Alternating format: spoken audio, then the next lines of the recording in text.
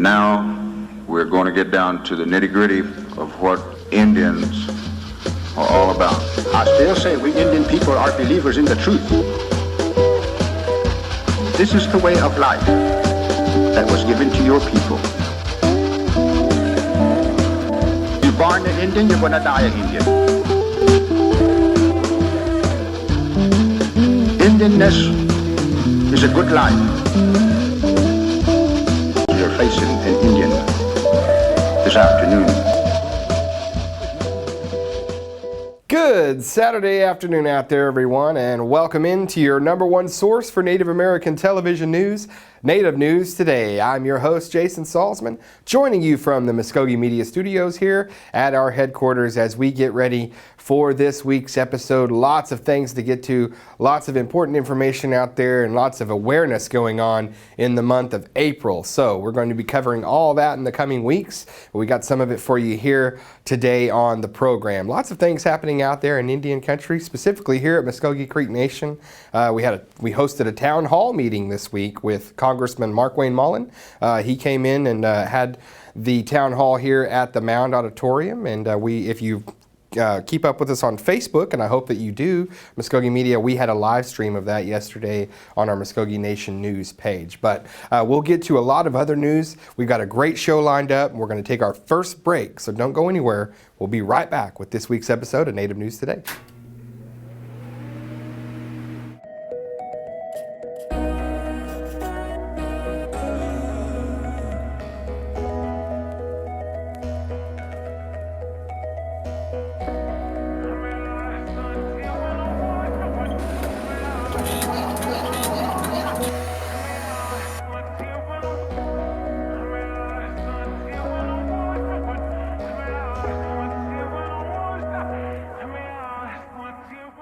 And welcome back into the program as we get started with this week's features. And our first feature of the week, as I told you in the opener, the month of April is a lot of, basically put aside for a lot of awareness months. And one of those that we feel very strongly about here is awareness of child abuse and how it plagues some of our communities. A lot of children out there are the victims, and we want to bring as much awareness to this as possible here, not only at Native News Today, but Mvskoke Creek Nation. And so every year, we have a great Children and Family Services department. They do wonderful work. They get kids out of difficult situations. They place them into better situations. So they have this fight. They deal with this on a daily basis. So April is Child Abuse Awareness Month, and in honor of that, they tied some blue ribbons up at the council house, and we were there to see them do it.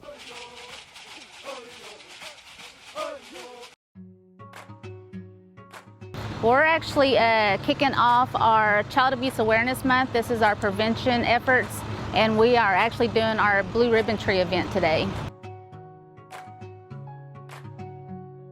This event is very important to get the information about child abuse and neglect and the awareness out there to the public to make sure that everyone is aware that that's a big issue and that everyone has a big part in prevention. We do, as far as our office, the Children and Family Services, we do have our Safe and Stable Families program, which Miss Stephanie Ellis is the program manager over that department, and she is actually the coordinator over this program, but she is unable to be here today, so I've actually filled in to help out.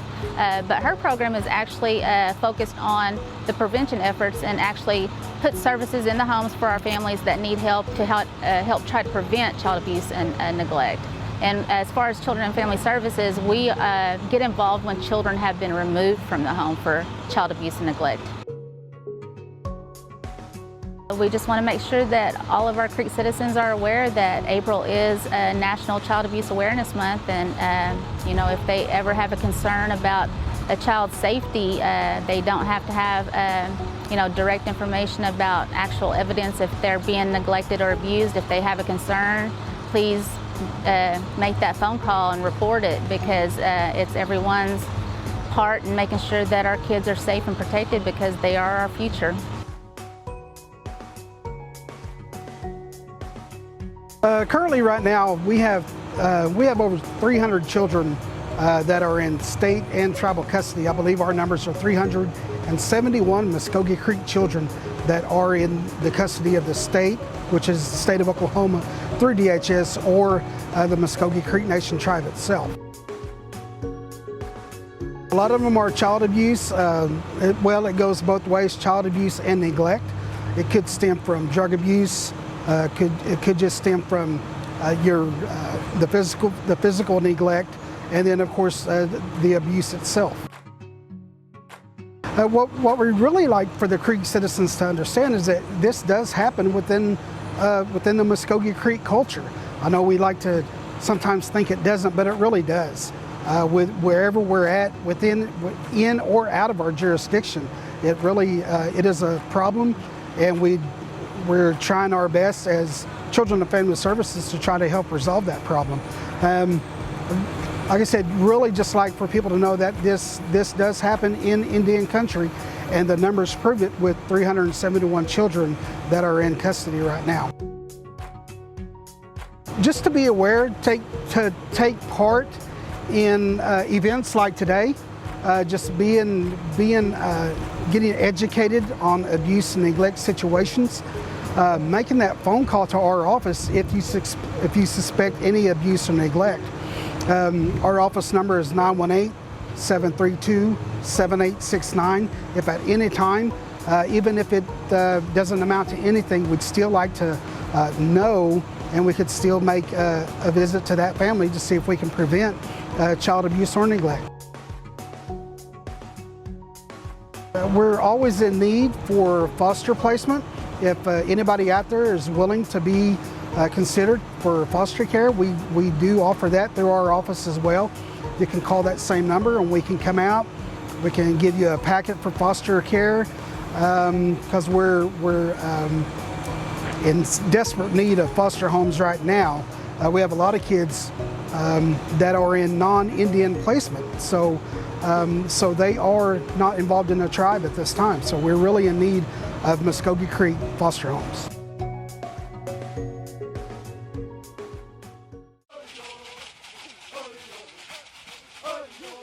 And our thanks again to all the great people there working and doing a wonderful job. Like I said, not just that day and bringing awareness this month of April, but all months throughout the year, every single day. It's a tough job because you're dealing with some difficult things and getting children out of tough situations. So want to commend them and encourage them to keep up the great work. We love spotlighting them here on the program.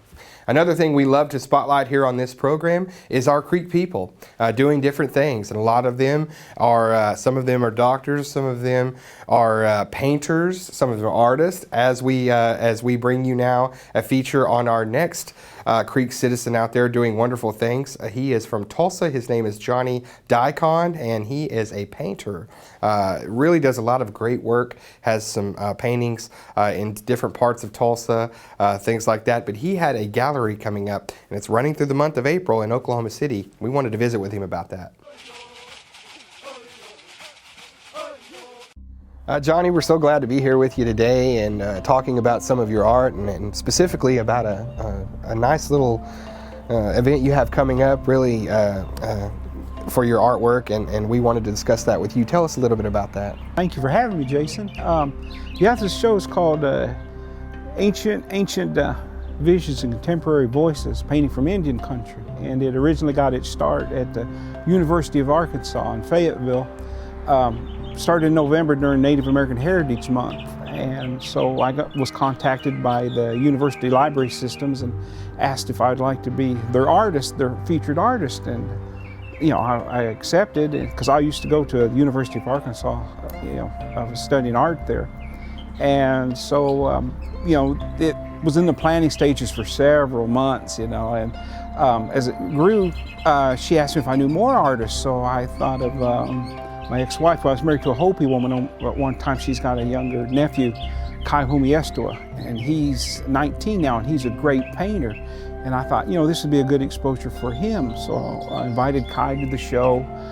Then they were looking for a female artist. Well, I knew Nicole Hatfield, who's a Kiowa Comanche, fantastic artist, So I invited her, and it started growing. A friend of mine, B.J. Stepp, who's Cheyenne and Cherokee, I went to school with him out at the Institute of American Indian Arts. Fantastic artist. Thought this is going to be a great show. Got us all together, and it ran for 2 months there.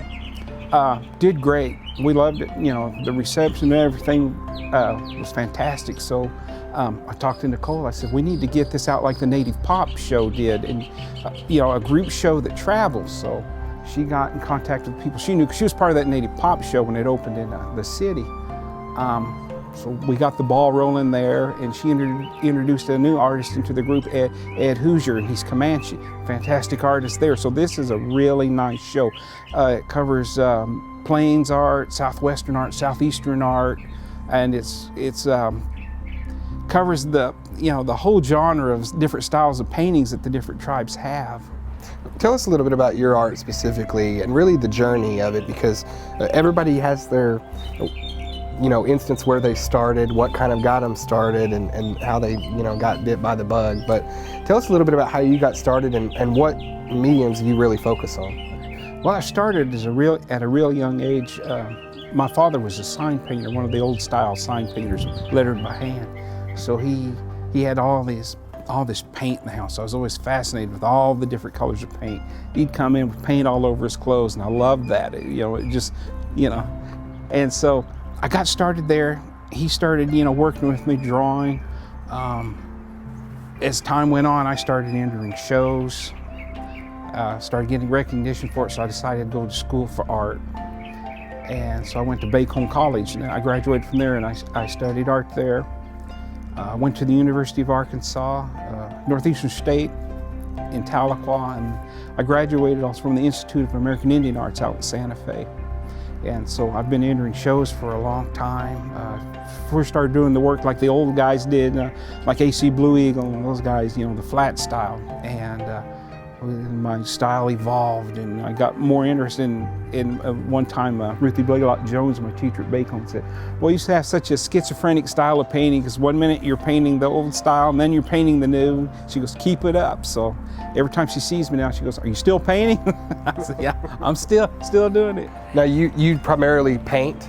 I've done silversmith, I've done some sculpture work, I do beadwork, drawing, I've done printmaking, but the majority of it is painting, acrylics and oils and some watercolors. Some of the places around the Tulsa area or around Oklahoma we can see your work that you've been able to put it up in? I have a piece in the permanent collection at Philbrook. I have a mural hanging at Bacone College in the administration building. I've got pieces in just all around the country. Yeah, private collections. In Little Rock, a recent acquisition, that Dr. J.W. Wiggins collection there at the University of Arkansas in Little Rock. They've bought 2 pieces for that permanent collection there. Wonderful. Now, you talked about this gallery coming up and how it's a little bit of a collection, as you said, of a lot of different Native artists. I know a lot of people are going to be excited, as much as they were with the pop event, to come and take part in this.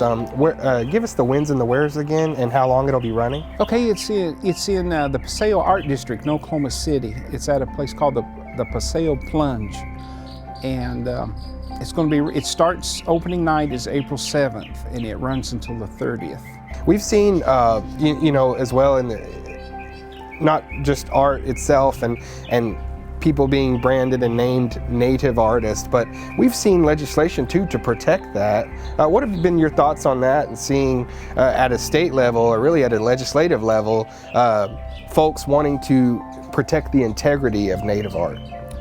Yeah, when I first started out, you didn't have to have a CDIB. You just entered the show, and now because of the Protection Act, you have to prove your heritage, which I think that's a good idea, because it is such a beautiful art. It's so unique, and I see why people would like to copy it and pass it off, and and that takes a lot of what it really means to the artist, what it really means to the people, what that art really is, because when they do that, they take the heart out of it. Well, when I paint, it's for my people. I represent my people when I paint, so I want that to be honest and truthful. So I think when they have legislation like that protects that integrity, I think that's a good thing.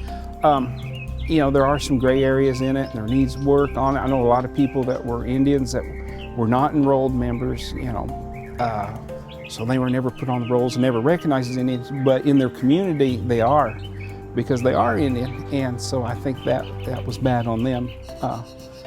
But it's one of those things they need to work on and smooth it out. But I think a lot of that legislation is not important to everybody, so it doesn't get the high marks that it needs and the attention paid to it. Well, when you say you represent your people, talking about the Ijo clan, right? Yeah. Deer Clan, Deer Mvskoke Clan. Creek. Flock, You bet. And we certainly appreciate you being on with us on Native News Today. I believe it's the first time we've had you. And so we will keep an eye out for your artwork, and want to remind everybody again, going April 7th or to the 30th at the Paseo Plunge, the Paseo Arts District there in Oklahoma City. Yep. And we'll be looking forward to seeing much more from you, Johnny Daikon. Thank you so much, sir, for the time. You got it. And our thanks to Mr. Johnny Daikon once again for allowing us in his home and chatting with us about his gallery coming up. We're really excited about that and for him. Johnny's a great guy. It was wonderful being able to visit with him, and I'm glad that he watches the program, and hope that he saw this today and really enjoyed our visit. So we did for sure, I know, on our end. Well, moving along, some historical legislation recently at the Osage Nation, our friends up to the north. At the end of March, they passed legislation becoming the third tribe in Oklahoma to legalize same-sex marriage. It's been a hot topic amongst tribes. We've even had a poll here at Mvskoke Media talking to our citizens about this same issue. And they passed legislation very narrowly, 52%. But we went to the Osage Congress this week to talk to the author of the legislation, one of the congressmen opposed to the legislation, as well as Osage News, to get a gauge of their coverage of this legislation.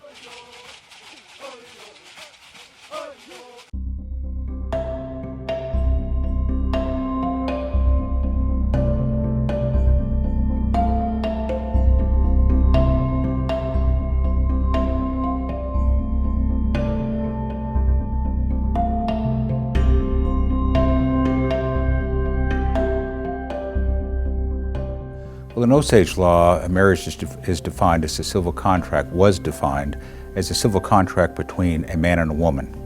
And last year, in the early part of April, legislation was proposed by one of my colleagues in the Osage Nation Congress to change that definition to, instead of a man and woman, to two persons. Very simple, very short and brief change to the legislation with a profound impact, because essentially that then meant that the definition would include gay marriage or same-sex marriage, which hadn't been performed in our court system. I introduced an amendment in a committee that took that out, but did insert into another part of the law to allow or call that the Osage Nation would recognize same-sex marriages from other jurisdictions. So therefore, if you were married elsewhere in the county or the state or the nation, and you brought your marriage certificate in, if you were a same-sex couple, that was acknowledged and recognized, and you had similar benefits as heterosexual relationships. So that passed. But the same-sex community was not satisfied with that. I saw multiple conversations in social media that felt like that wasn't enough. They still felt like basic rights were not being respected. And so another bill was filed last fall regarding, once again, amending the definition to include or two persons rather than a man and a woman. This time, rather than continuing to have this legislation came through, I introduced a committee substitute that basically allowed for a referendum vote so that the Osage people could vote in the privacy of the polling booth to make their decision. You know, we in Congress are broadcast live during our sessions and very aware that our constituents are watching us, either watching us live or watching us on recorded media as to how we vote and how we explain our vote if we choose to speak. Many of us are very aware of that, feeling very pressured, whereas a voter in the voting booth doesn't have to explain their vote to anybody. No one knows how they voted. And so I felt, and did some of my colleagues, that that was best. And so the Congress voted to approve that referendum vote, so the people voted and the people have spoken. Now you might go into, well, we didn't get the vote out, not enough people came in to truly vote and express their opinion. That may be true, but the vote is the vote and the people have spoken. That's all you really have to know. But there's different parts to legislation, the definition in the code, how the bill is mentioned. Some people said that this referendum vote allowed the nation to recognize same-sex marriage. Same-sex marriage was already recognized. The final effect of this referendum vote is that same-sex couples can now be married in the Osage court system. That's the primary effect of it. And it was put on the ballot, and in our system of government, the language in the ballot is drafted by the Attorney General's office. So the Congress does not draft that. It's drafted by the Attorney General's office. So that should make it generic, right, and objective. And the results of the vote, by 77 votes, essentially the measure passed. And so the definition of marriage was changed to that as marriage is a civil contract between two persons.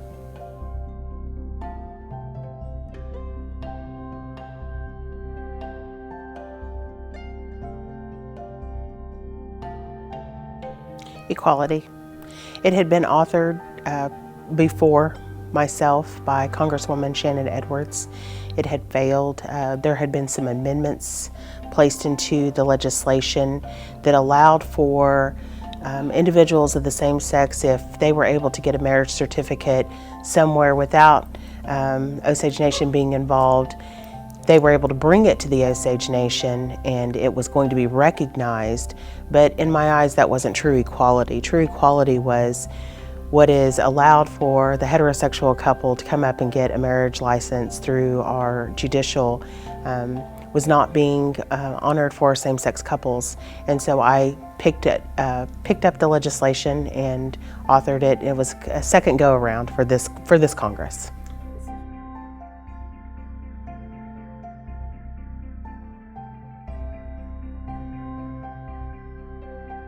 There were people that spoke to me that were for it. There were people that spoke with me that were against it.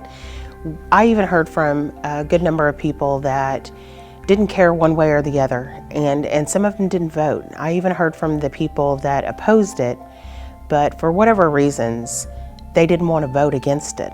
And so I had a good number of people that said, I really don't know if I can support this. I'm just not going to vote.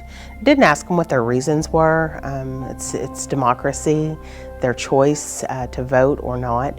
But I would say humbling. I'm happy to help in any way that I can to bring equality to the Osage people.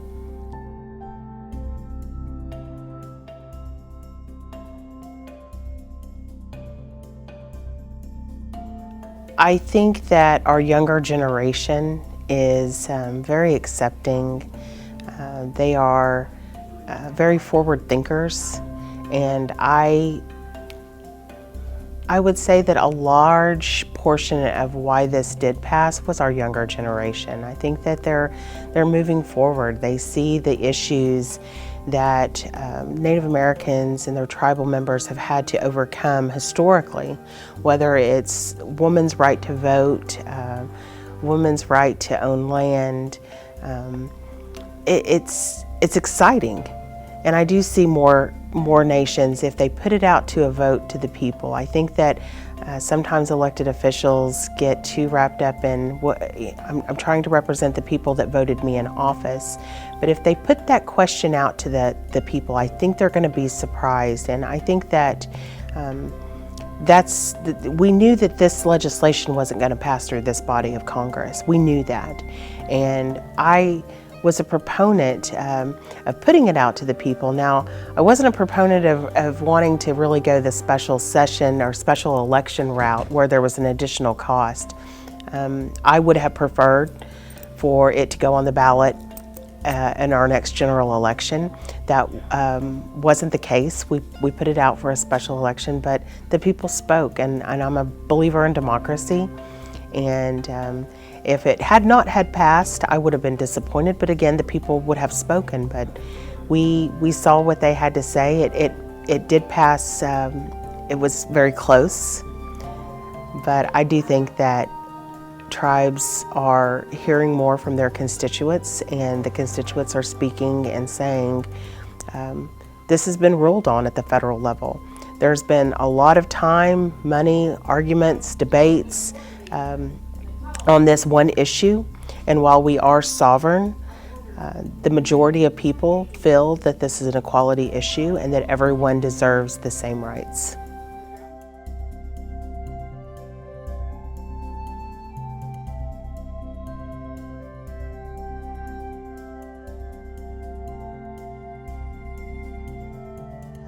We've been covering it for 2 years. They've been talking about it within our Osage Nation Congress for about 2 years.